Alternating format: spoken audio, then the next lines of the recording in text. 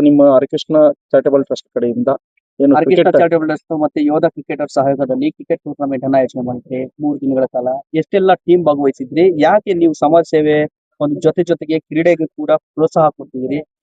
ಏನು ಹೇಳಿ ಸರ್, ಸತತ 3 ದಿನಗಳಿಂದ ಏನು ಈ ಉತ್ತಮವಾದ ಆಟವನ್ನ ಯಾರ್ಯಾರು ಆಡಿದ್ದಾರೆ ಎಲ್ರಿಗೂ ಕೂಡ ನಾನು ಮೊದಲನೇದಾಗಿ ಅಭಿನಂದನೆಗಳನ್ನ ತಿಳಿಸ್ತಾ ಇದ್ದೀನಿ.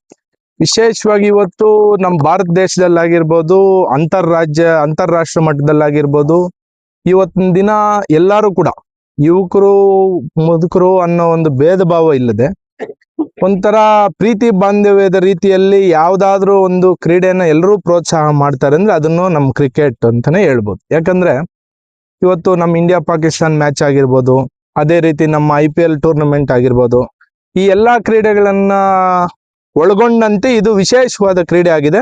ಹಂಗಾಗಿ ಸತತ 3 ದಿನಗಳಿಂದನೂ ಕೂಡ ತುಂಬಾ ಅದ್ಭುತವಾಗಿ ಏನೇನು ಯಾವ್ಯಾವ ತಂಡ ಸತತ ಎಷ್ಟು ತಂಡ 24 ತಂಡ ಭಾಗಿಯಾಗಿದೆ. 24 ತಂಡಗಳು ಕೂಡ ಸಂತೃಪ್ತಿಯಿಂದ ಆಟವನ್ನಾಡಿ ಗೆದ್ರೂ ಸೋತರೂ ಕೂಡ ಯಾವುದೇ ರೀತಿ ಹತಾಶೆಗೆ ನೋವಿಗೆ ಒಳಪಟ್ಟದೆ ಒಂದು ಕ್ರೀಡೆ ಅನ್ನೋ ಖುಷಿಯಿಂದ ಎಲ್ಲರೂ ಕೂಡ ನಿರ್ಗಮಿಸಿದ್ದಾರೆ. ಅದೇ ರೀತಿ ಇವತ್ತಿನ ದಿನ ಫೈನಲ್ ತಲುಪಿದೆ. ಫೈನಲ್ ಅಲ್ಲಿ ನಮ್ಮ ಚಿಂತಾಮಣಿ ನೇತಾಜಿ ಟೀಮು ಪ್ರಥಮ ಸ್ಥಾನವನ್ನು ಗಳಿಸಿದೆ. 2ನೇ ಸ್ಥಾನವನ್ನ ನಮ್ಮ ಚಿಕ್ಕಬಳ್ಳಾಪುರ RHL ತಂಡ ಗಳಿಸಿದೆ.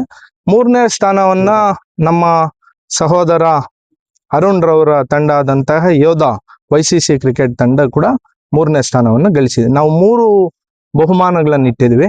ಮೊದಲನೇ ಬಹುಮಾನ, ದ್ವಿತೀಯ ಬಹುಮಾನ, ತೃತೀಯ ಬಹುಮಾನ, 3 ಬಹುಮಾನಗಳನ್ನು ಇಟ್ಟಿದ್ವಿ. ಅದೇ ರೀತಿ ನಮ್ಮ ಅಬೀರ್ ಅವರು ನಾಗಾರ್ಜುನ ಕಾಲೇಜಿನಲ್ಲಿ ಅವರು ಒಂದು ಕ್ರಿಕೆಟ್ ತಂಡವನ್ನು ಕಟ್ಕೊಂಡು ಅಂಡರ್ 19 ಕ್ರಿಕೆಟರ್ಸ್ನ ಅವರು ಕ್ರಿಯೇಟ್ ಮಾಡಿ ಇವತ್ತು ಅಂತಾರಾಜ್ಯಕ್ಕೆ ಮುಂದಿನ ತಿಂಗಳಲ್ಲೇ ತಲುಪ್ತೀವಿ. ನಾವು ಓಡ್ತಾ ಇದೀವಿ ಅಂತಾರಾಜ್ಯ ಮಟ್ಟದ ಒಂದು ಕ್ರೀಡೆಗೆ. ಯಾವ ಬಾಲ್ ಅದು? ಲೆದರ್ ಬಾಲ್ ಅಲ್ಲಿ ಆಟ ಆಡೋದಕ್ಕೆ ಮಕ್ಕಳ ಜೊತೆ ಅವರು ಕರ್ಕೊಂಡು ಹೋಗ್ತಾ ಇದ್ದಾರೆ. ಅವ್ರಿಗೂ ಕೂಡ ನಮ್ಮ ಚಿಕ್ಕಬಳ್ಳಾಪುರ ಜನತೆ ಪರವಾಗಿ ನಾನು ಅಭಿನಂದನೆಗಳನ್ನ ತಿಳಿಸ್ತಾ ಇದ್ದೀನಿ. ಈಗ ಕ್ರೀಡೆಗೆ ಸ್ಫೂರ್ತಿ ತುಂಬುವ ನಿಟ್ಟಿನಲ್ಲಿ ನಿಮ್ಮ ಫೌಂಡೇಶನ್ ನಡೆ ಮುಂದಿನ ದಿನಗಳಲ್ಲಿ ಯಾವ ರೀತಿ? ಸರ್, ನಾವು ಕ್ರೀಡೆ ಅನ್ನೋದಕ್ಕಿಂತ ಮಿಗಿಲಾಗಿ ನಮ್ಮ ಚಿಕ್ಕಬಳ್ಳಾಪುರ ಜಿಲ್ಲೆಯ ಜನತೆ, ವಿಶೇಷವಾಗಿ ಯುವಕರು, ನಾನು ಈ ಯುವಕರಿಗೆ ಈ ವೇದಿಕೆ ಮುಖಾಂತರ ನಾನು ಯುವಕರಲ್ಲಿ ಇನ್ನೊಂದು ಮನವಿಯನ್ನು ಮಾಡ್ತಾ ಇದ್ದೀನಿ. ಯಾರ್ಯಾರು ಯುವಕರು ಆಸಕ್ತರಿದ್ದಾರೆ, ವಿಶೇಷವಾಗಿ ಹೆಚ್ಚಿನದಾಗಿ ಯುವ ಜನತೆ ನಮ್ಮ ಚಿಕ್ಕಬಳ್ಳಾಪುರ ಜಿಲ್ಲೆಯಲ್ಲಿ ರಾಜಕಾರಣಕ್ಕೆ ಬರ್ಬೇಕಂತ ನಾನು ಮನವಿ ಮಾಡ್ತೀನಿ. ಕ್ರೀಡೆಗೆ ಯಾವ ರೀತಿ ಅವರು ಸ್ವಯಂ ಪ್ರೇರಿತವಾಗಿ ಬರ್ತಾರೆ, ಅದೇ ರೀತಿ ರಾಜಕಾರಣಕ್ಕೂ ಬಂದ್ರೆ ಒಂದು ಉತ್ತಮ ಸಮಾಜವನ್ನ ನಾವೆಲ್ಲರೂ ಸೇರಿ ಕಟ್ಬೋದು ಅಂತ ನನ್ನ ಆಸೆ ಆಗಿದೆ.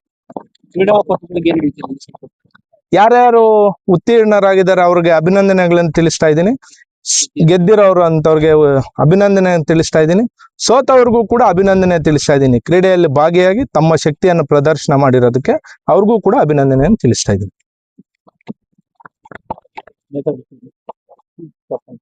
ಸತತವಾಗಿ 3 ದಿನಗಳಿಂದ ನಡೆದಿರುವಂತಹ ಈ ಒಂದು ಕಾರ್ಯಕ್ರಮ ನಮ್ಮ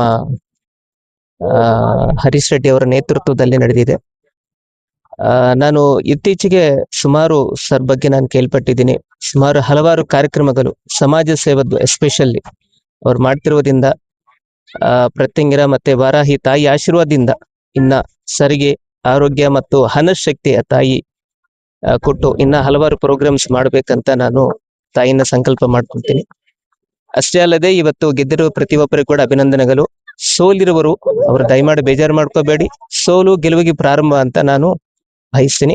ಸೊ ಈ ಅವಕಾಶ ಕೊಟ್ಟಿರೋ ಪ್ರತಿಯೊಬ್ಬರಿಗೆ ನಮಸ್ಕಾರ.